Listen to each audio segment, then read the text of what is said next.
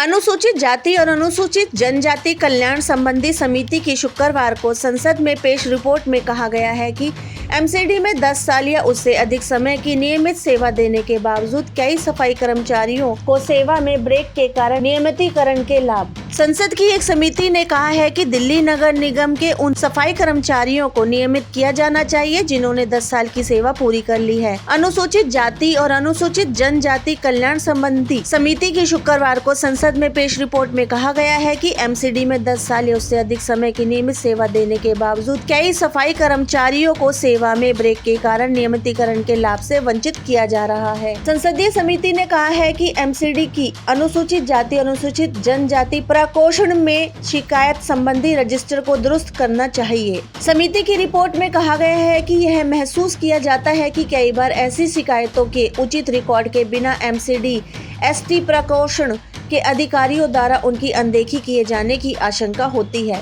Report के अनुसार समिति का यह सुविचारित मत है कि शिकायत रजिस्टर को दुरुस्त रखने से एमसीडी एसटी कर्मचारियों के मुद्दों का समयबद्ध तरीके से निपटारे का मांग प्रशस्त होगा। समिति ने कहा है कि उसने इस तथ्य को संज्ञान लिया है कि एमसीडी में 10 या उससे अधिक वर्षों की नियमित सेवा देने के बावजूद कई सफाई कर्मचारियों को सेवा में ब्रेक के कारण नियमितीकरण के लाभ से वंचित किया जा रहा है। इसलिए समिति दृढ़ता से दोहराती है कि सुप्रीम कोर्ट के आदेश के अनुसार सभी दैनिक वेतनभोगी अकाउंट सोर्स सफाई कर्मचारी जिन्होंने सेवा में ब्रेक के साथ या बिना ब्रेक के 10 वर्षों की सेवा पूरी कर ली है उन्हें नियमित किया जाना चाहिए। समिति में पाया है कि 205 सामान्य ड्यूटी चिकित्सा अधिकारी समूह ए के पद भरे गए हैं जिसमें 20 एसटी और 8 एसटी पद शामिल हैं। समिति ने कहा है कि उसे उम्मीद है कि